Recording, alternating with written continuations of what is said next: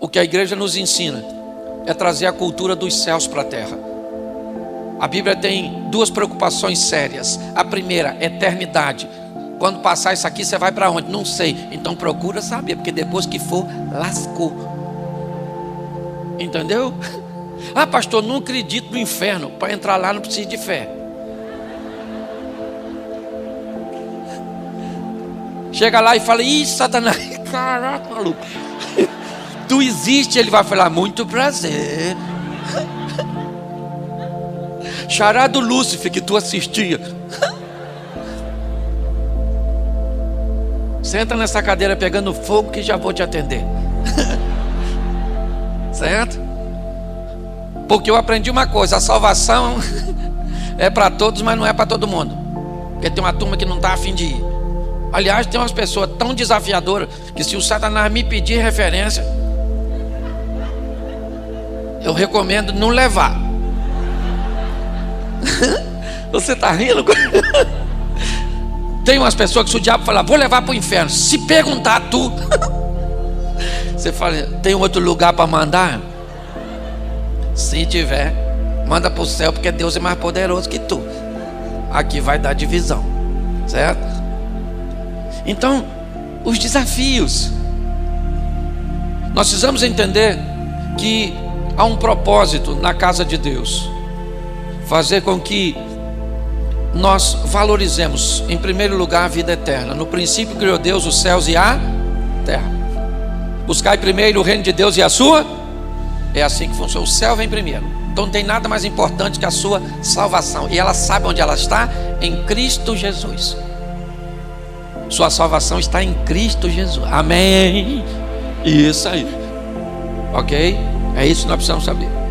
Mas a Bíblia tem uma preocupação muito grande com a nossa vida aqui na terra. Até porque mais da metade dos mandamentos só fala de relacionamento interpessoal.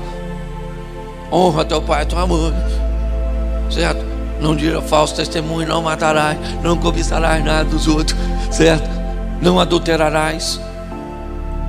Ou seja, nós vemos na Bíblia uma grande preocupação da nossa vida aqui na terra.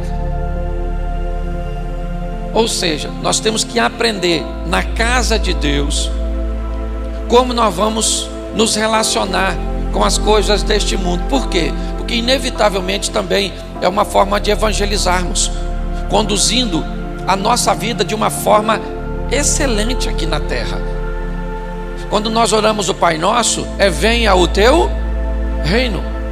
É trazer os céus para a terra, ou a cultura dos céus para a terra, para que possamos viver aqui de uma forma extraordinária, prósperos. Porque ser rico é ter muito de uma coisa só. Ser próspero é ter o suficiente ou mais do que suficiente daquilo, de tudo aquilo, né, que é necessário para que sejamos felizes.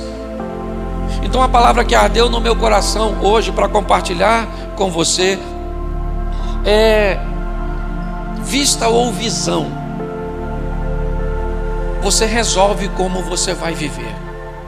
Ao longo de toda a história, a igreja vem buscando fazer com que pessoas consigam muito mais do que visualizar com seus olhos. Eu falei um pouco hoje isso de manhã. É conseguir capturar a visão, é o entendimento, a maturidade mental,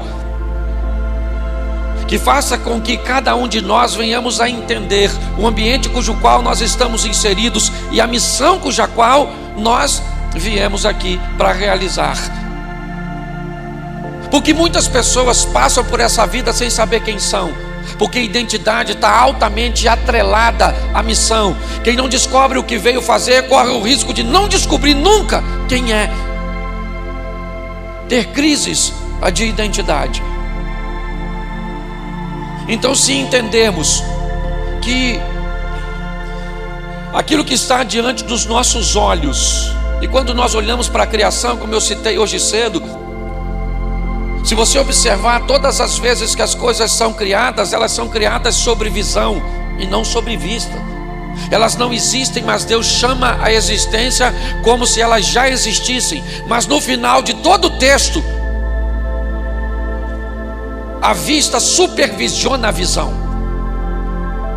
E fez o Senhor, e disse Deus: haja luz, e fez Deus separação, e fez isso. Mas quando termina diz: e viu Deus que era bom. A visão fazia acontecer, mas a vista trazia a supervisão da visão.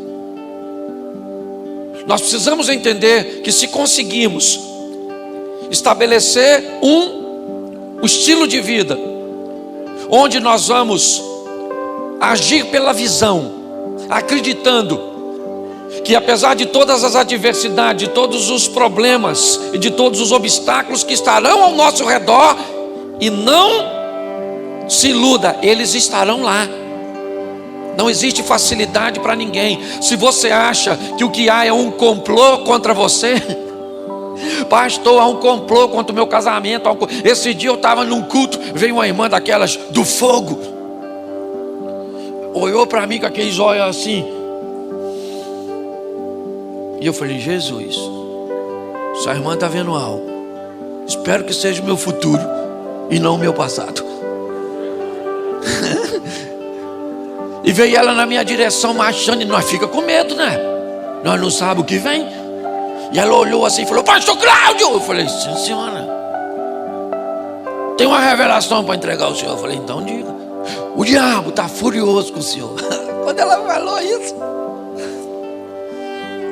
eu pensei comigo: está querendo me botar medo.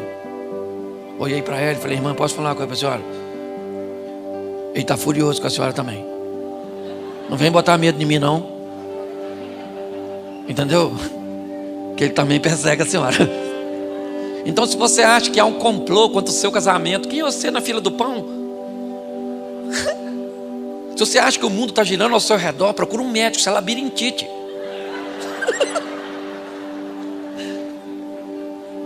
Você consegue entender? Quanto mais rápido você capturar a visão, a entender que você está inserido num processo, que você faz parte dessa engrenagem, e que você tem que o mais rápido possível se despertar para desempenhar a sua missão, isso vai ficar mais fácil. São os olhos a lâmpada do corpo. Se os teus olhos forem bons, todo o seu corpo será luminoso. Se porém os teus olhos forem maus, todo o teu corpo estará em trevas. Portanto, caso a luz que há em ti sejam trevas, que grandes trevas serão. Feche os seus olhos.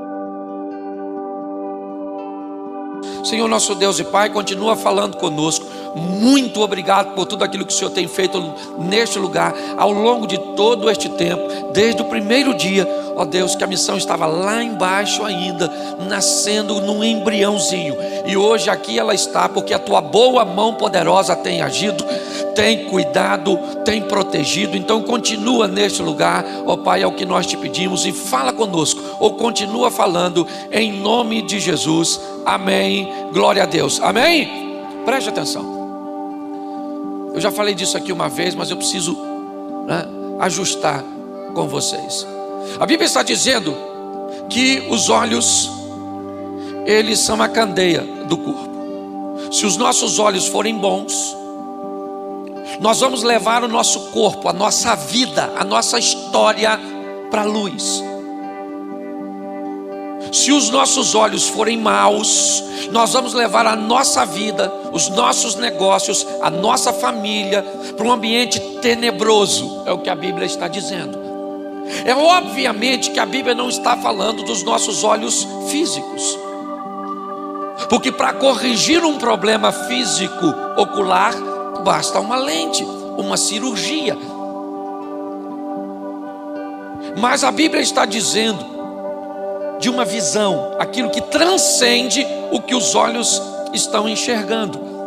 O que a Bíblia está dizendo é que se eu aprender a olhar as coisas, e é dessa maneira que Jesus olhava. Ele olhava para um ambiente e dizia: vocês já conseguiram notar que nós estamos num ambiente de colheita, como os campos estão brancos? E os discípulos provavelmente estavam olhando e não enxergando nada. Por quê? Porque naquele momento Jesus não falava de vista, ele falava de visão. Se nós aprendemos a enxergar as coisas por visão, com olhos espirituais e emocionais, que subjuguem a visão física e natural, nós vamos conseguir levar a nossa vida para um outro patamar. Porque primeiro, nossa ótica não irá gerar tragédia. Por mais desafiador que as coisas estejam, nós não andamos por vista, nós andamos por fé, é visão. Se nós olharmos por vista, a situação do nosso país piora ou melhora? Piora ou melhora? Piora. Mas nós não, é o que o Simon falou. Nós trazemos às autoridades, nós oramos, nós levantamos na madrugada e ministramos. O Brasil pertence ao Senhor, independente de quem esteja lá, porque Deus continua onde sempre esteve, no controle de todas as coisas. A gente olha para os casamentos se dissolvendo, essa geração, né, cada vez mais desafiadora, mas nós profetizamos, esses meninos são do Senhor, essa geração não vai se perder. Mas me parece que a Bíblia está sinalizando quando vai curar a filha de Jairo de 12 anos. Está lá Jesus indo para a casa de Jairo para curar uma menina de 12 anos. E no meio do caminho aparece uma mulher que tem 12 anos que está doente. Uma dona, meio anêmica provavelmente, reúne suas forças para tocar em Jesus. E Jesus, que está indo curar uma menina, primeiro cura uma mulher. Me parece que a Bíblia está dizendo, antes de curar essa geração mais nova, eu preciso curar essa mais velha.